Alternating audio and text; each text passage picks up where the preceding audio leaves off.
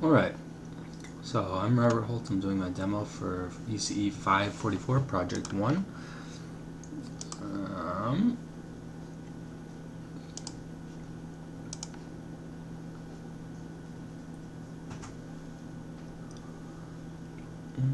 Okay, so we're going to start off with demonstrating the pulse width detection using hardware. So we can see that right now look at the video. Right now the switch here, which controls the pulse width detection, is off. Okay, we put it on. Okay, now we're using hardware.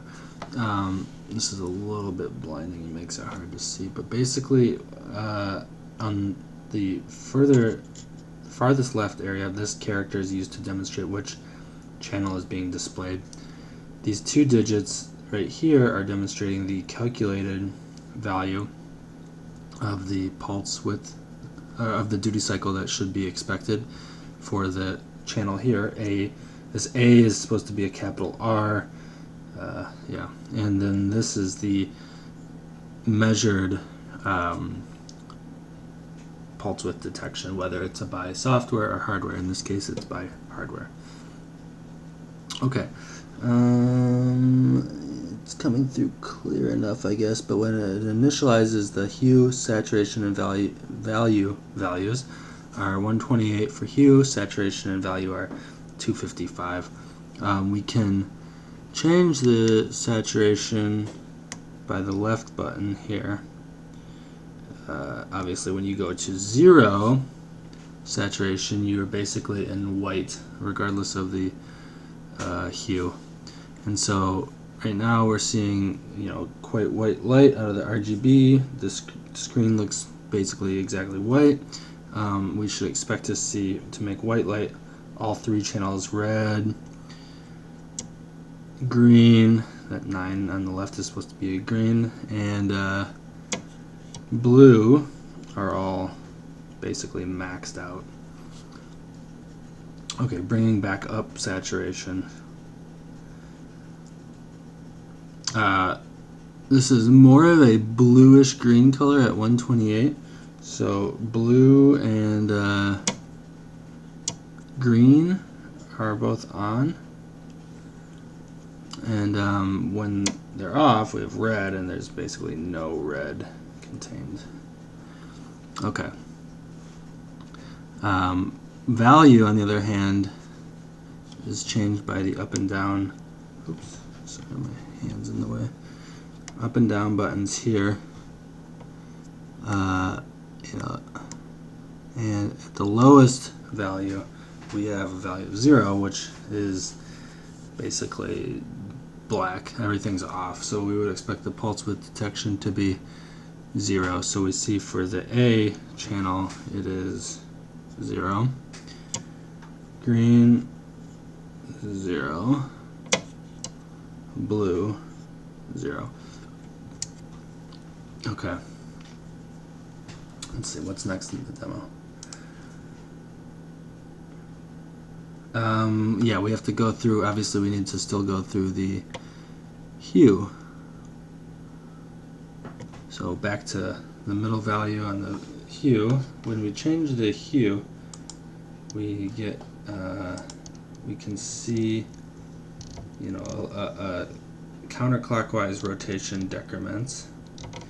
And we're moving into the green range. It's kind of hard to see here, but what we see is that the green is basically all the way on, blue is basically all the way off, and red is slightly on because we're on our way towards red in a kind of a yellower range, like right now. Right now we're seeing 64 on red. Green is still pretty much maxed out. So as we go left, we should expect to see it decrease as it moves into the purely red region. This is the green channel we're looking at. And then as we get all the way left, now we're at like a pure red. So red here we're seeing 99 and 98 measured, 99 calculated, 98 measured. Green, off basically. And blue also basically off. Alternatively, we can go we can rotate through it the other way. And I didn't implement anything in this project to make the scrolling happen faster. I thought about it, but I wanted to be able to get the full precision, and I didn't want to do a variable step size based on the velocity of the turning, although that could be cool. So here we're in a purple. We should expect, basically we should expect like high amounts of red and blue, and as we can see, no green. So blue, we're at about 64%.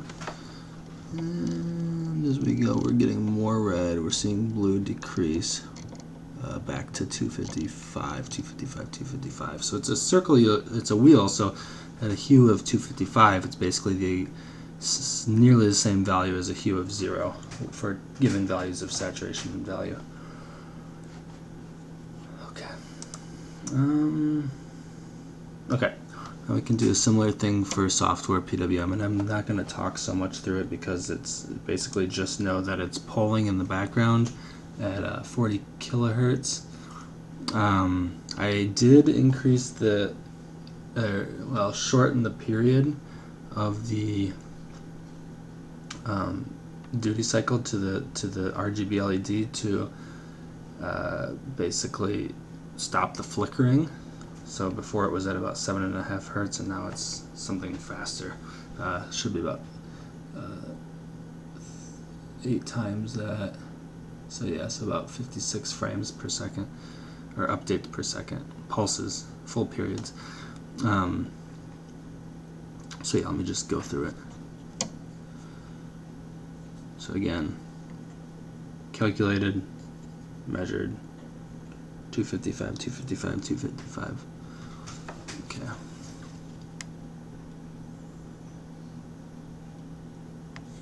Pitch black, blue, green, it's a 1. Okay.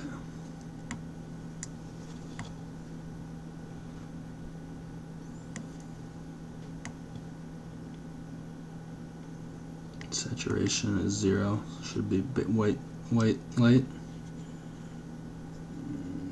99%. Green is 99%. Red is 99%. The other thing I didn't mention is that this light blinking here, this decimal point blinking between the calculated and the measured values, indicates that the fit timer is being called. It's being toggled at a much lower rate than the actual fit is being called. I didn't want too much blinking, and I wanted to be able to clearly see an on and off state. Okay, anyways, back up. Okay, so going away from pure red, scrolling down into a purple.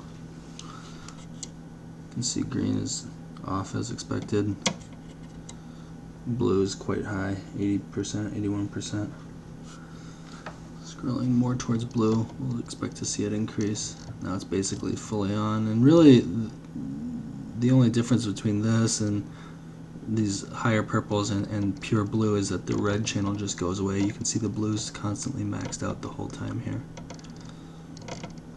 Okay, so going into green, we're going to start to see this decrease because green is very much more prominent here. So there's a lot of crossover.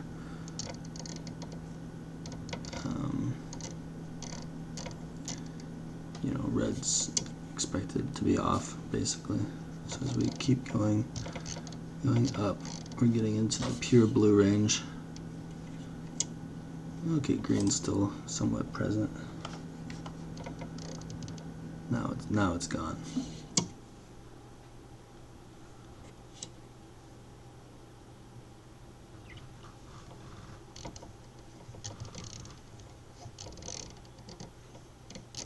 Okay. Blue's going away as we get into pure red.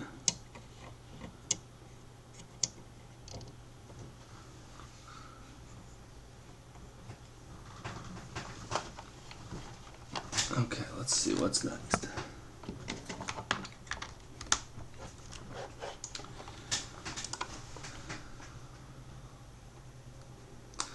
Okay, so yeah, basically there are no real additional features, only that I've increased the frequency of the pulse on the LED. Still maintains obviously less than 50% duty cycle, but you control that annoying blinking by reducing the length of the period. Additionally, I added just this extra character here that shows you exactly which channel you're viewing, because it's a little bit cryptic to try to parse these green LEDs down here. I implemented the LEDs over here, which would have done the software PWM variation, but I didn't actually implement the ability to change the software interrupt timer. Finally, press in on this, and it goes off, says bye-bye. Alright, thanks for watching.